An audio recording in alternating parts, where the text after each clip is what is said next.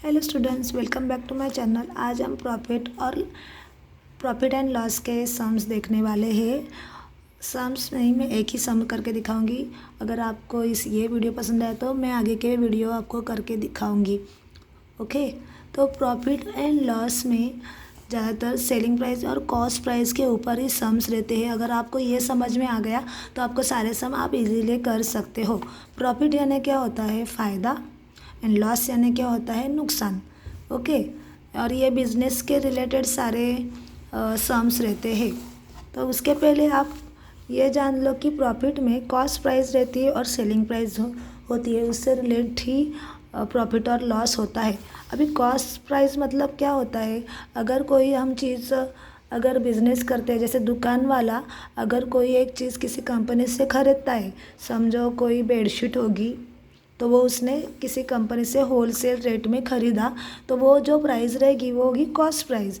और वो जब वो हमें बेचेगा, किसी उसके कस्टमर को भेजेगा, उसकी प्राइस लगाकर, वो होगा सेलिंग प्राइस। ओके, मतलब वो कस्टमर को बेचने के बाद उसको जितना पूरा फ़ायदा होगा, उतनी जितनी रकम मिलेगी, वो होती है सेलिंग प्राइस।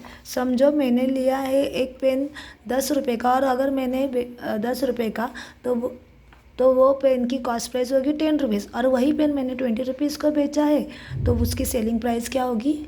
20 रुपीज़।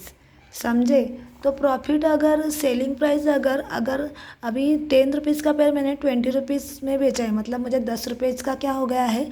फ़ायदा। तो तभी वो क्या होता है? प्रॉफिट होता है। अगर वही 10 रुपये का पेज अगर मुझे वही 10 रुपये के पेन की प्राइस मुझे 7 रुपये पड़ी, तो मेरा हो गया 3 रुपीज़ से नुकसान होता है, तब मेरा होता है loss.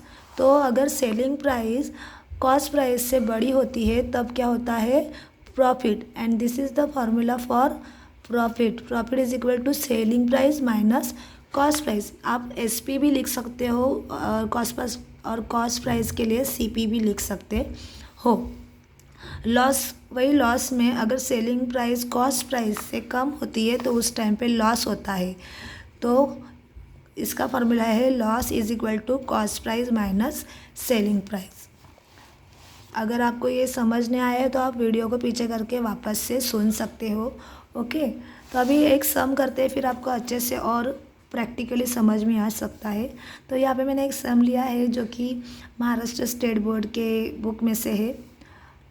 A shopkeeper bought a bicycle for rupees 3000 and sold the same for rupees 3400. How much was his profit? So question is, a shopkeeper bought a bicycle. जो शॉपकीपर है उसने क्या किया है? बाइसिकल ली है 3000 रुपीज़ में। ओके, तो cost price क्या हो गई हमारी? 3000, क्योंकि शॉपकीपर ने जो बाइसिकल खरीदी है वो 3000 में खरीदी है। And sold the same for rupees 3400, and वही सेम बाइसिकल उसने सोल्ड की है, मतलब किसी को तो बेची है।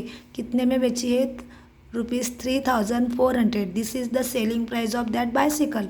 How much was is profit?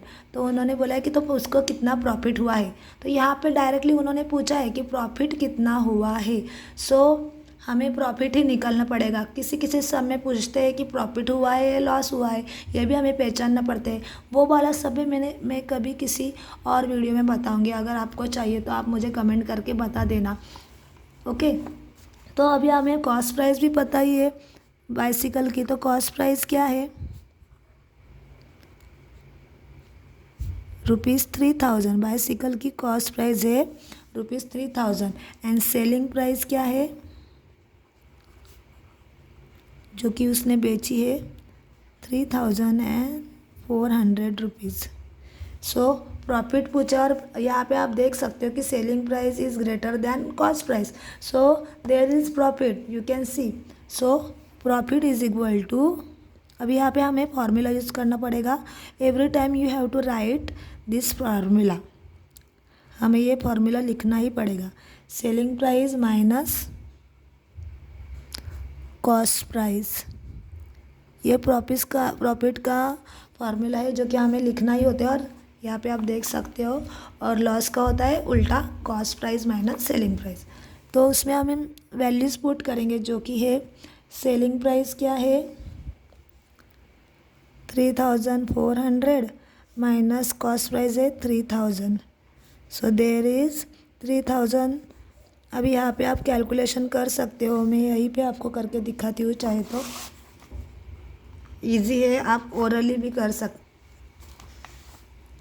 So minus 3000 कितने आएंगे, 0 minus 0 0 0 minus 0 0 4 minus 0 4 and 3 minus 3 0, so answer we got 400।